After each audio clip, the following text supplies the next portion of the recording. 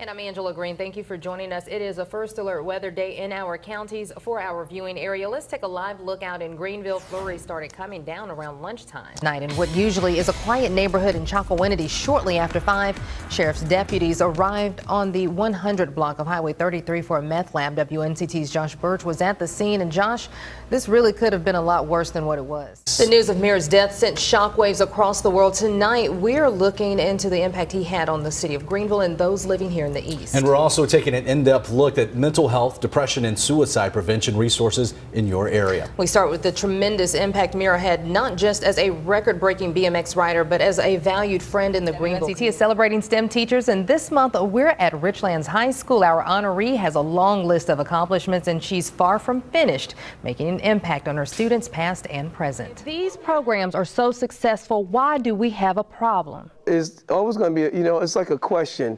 You can go to your doctor office and he's going to ask you the question, what's wrong? And you say you are the doctor. What's going on? Yes. Brandon, this is Angela right now talking to you. From my view, it appears there is a suspect on the ground. Is that what you're seeing through your camera right now? It's hard to see through my camera, but it looks like they are crowding around. I'm going to try to adjust right now. It looks like they're crowding around. The picture looks pretty good from our vantage distance. point, so you don't have to mess with the camera. We have a very good shot from what we're seeing on our monitors here. From what we see, it does appear that those, it looks like whoever's on the scene right now, that law enforcement does have someone in custody, and they're entering the house right now. And just a recap of what we are seeing, Brandon Goldner is on the scene of what we're being told is a standoff in the Lenore County area right off of 258 Elise S. Jones Road. That's about 2 miles north of Woodington Middle Road. Yesterday, deputies responded to this scene where that we don't know if that is the suspect or not, but there has been a man identified as David Tiller who apparently chased his wife around with an axe on Sunday. We're looking live now at a standoff from that home where we do know Lenore County deputies were involved in a standoff tonight after a man, once again David Tiller, apparently chased his wife around with an axe on Sunday night. This is all coming from the sheriff's office there of what we know. Our Brandon Goldner is live on the scene where it appears Lenore County deputies have a man in custody.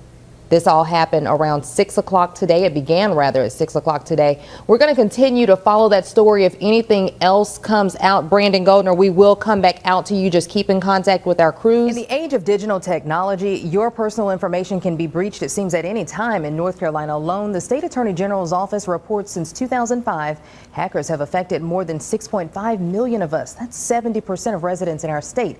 But what about your children? Hundreds of thousands become victims of identity theft every year. And oftentimes, they don't know it until it's too late. And finding out how someone gained access to little Talia's social security number is still a mystery to her mom and dad, one that for some families can never be solved. Yeah, we hear about so many security breaches these days. At what point can that play a factor? Well, so many times we hear about those data breaches, your credit or debit card simply being stolen. But when it comes to things like insurance companies being breached, we had a huge one here in North Carolina.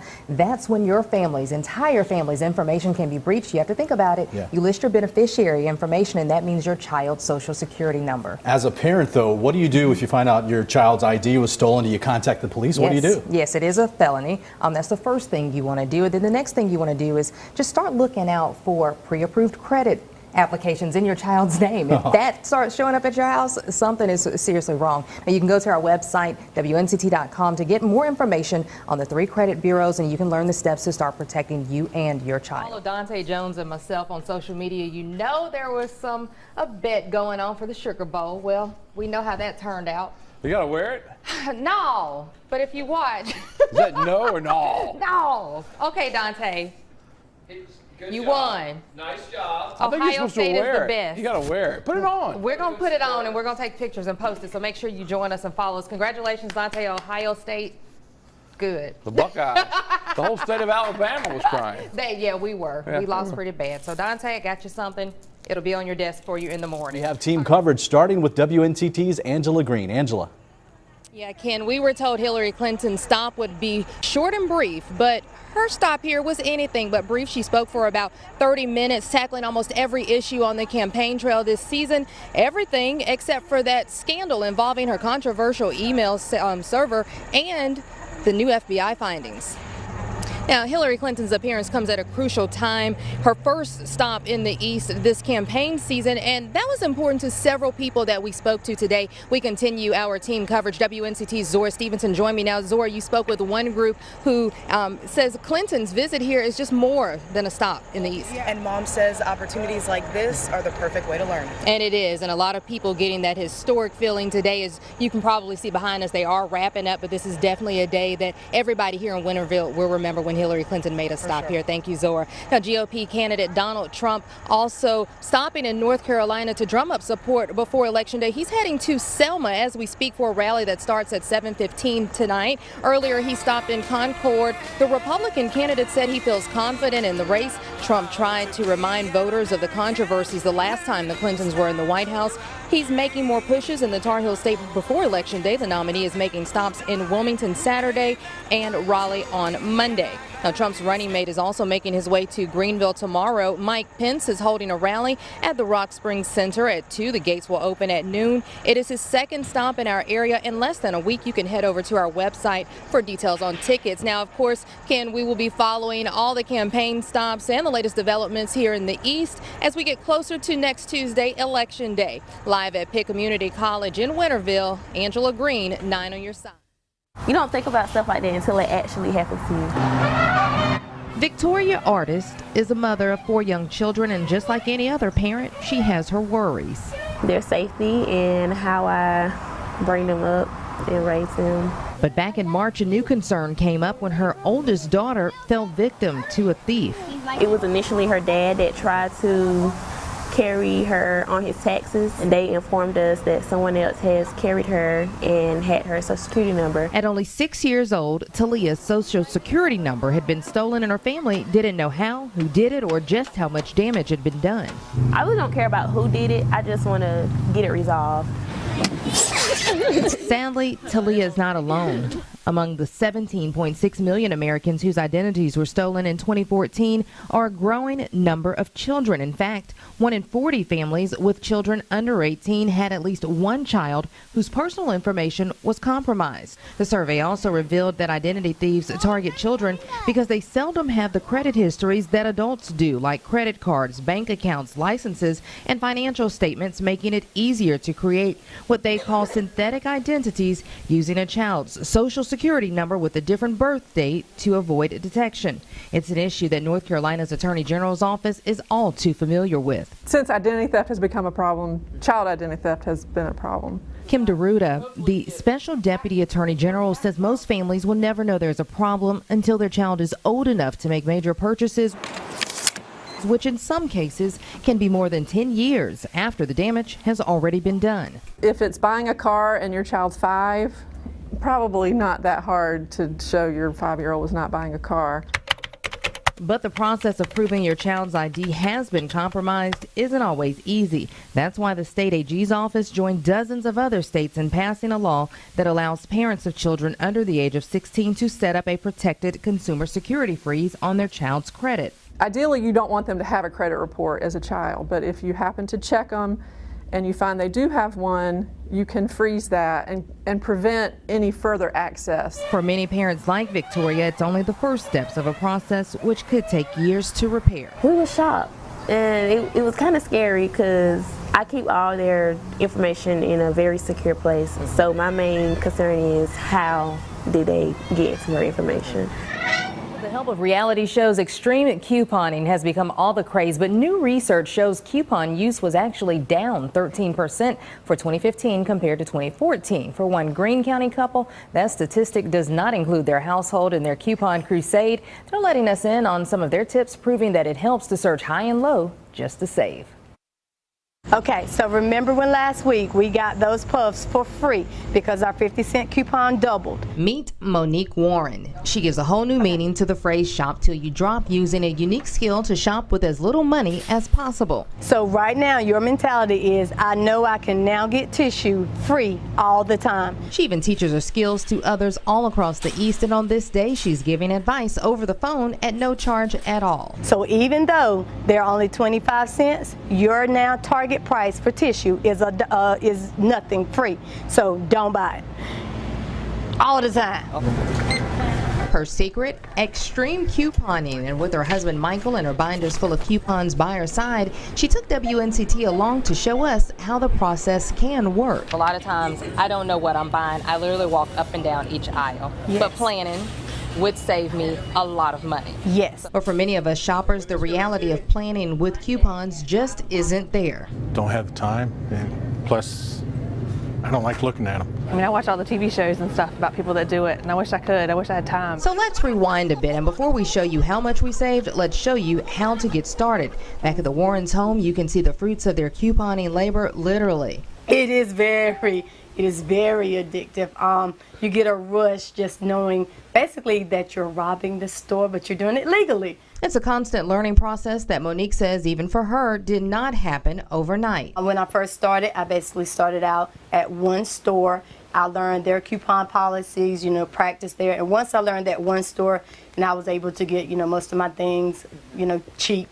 And to add to her savings, Monique purchases coupons in bulk from coupon clipping services online. This gives her access to a huge variety of savings on groceries and other brand name products that you normally can't find in your local Sunday newspaper. The values of the coupons are better in certain areas. Then comes the organizing.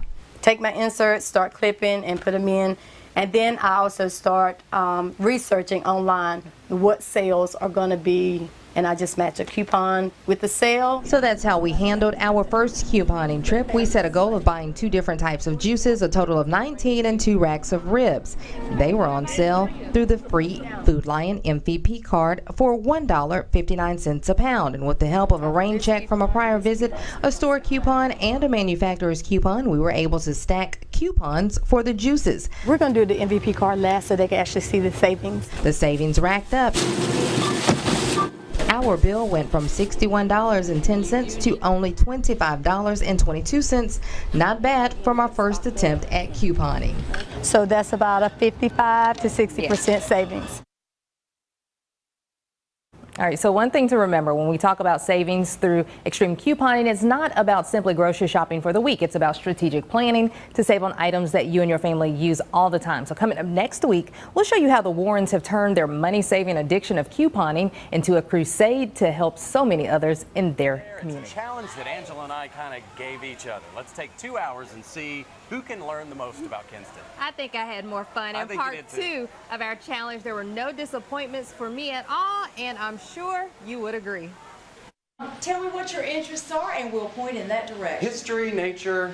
A history buff myself, I simply could not let Jeff have all the fun of stepping back in time. We made a stop on West Vernon Avenue to explore the celebrated life of one of North Carolina's earliest leaders at the Governor Richard Caswell Museum.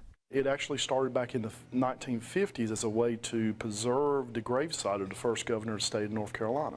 North Carolina's first governor, Richard Caswell, and several of his family members are buried behind the memorial. Caswell was elected governor back in 1776.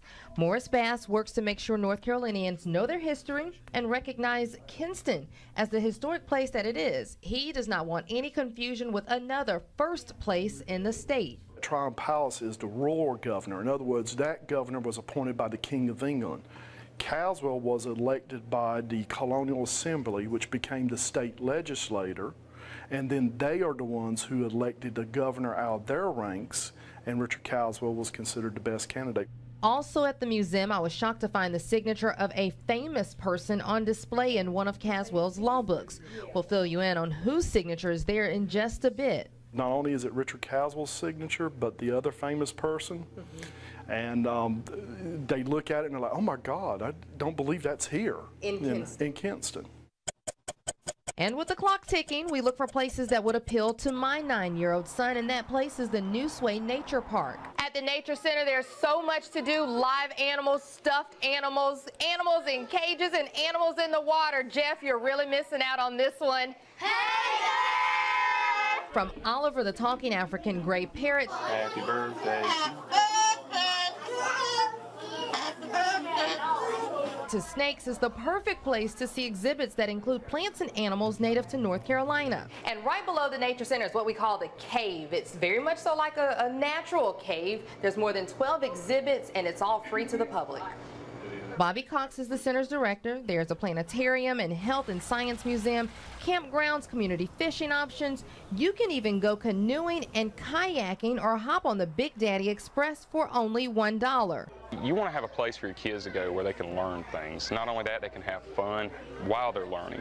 And you also want a relaxing environment such as a park to be in, and with the river in the background. And that's the type of setting that keeps thousands of visitors coming back each year. That was fun, man. That was great. I'm tired, but that was so much fun. I cannot believe Kinston has all this to offer and so much more. You can spend an hour on the history in this building. And still so much more that we did not get a chance, and that was probably, what, 5 to 6 stops along the way? And we still have not. We barely touched it. Yeah, barely touched it. And that famous signature is actually Thomas Jefferson's signature. But we're going to challenge you to go to our website and see if you can spot it on that page. It took me a second, but once I got it, Jeff, I was blown away.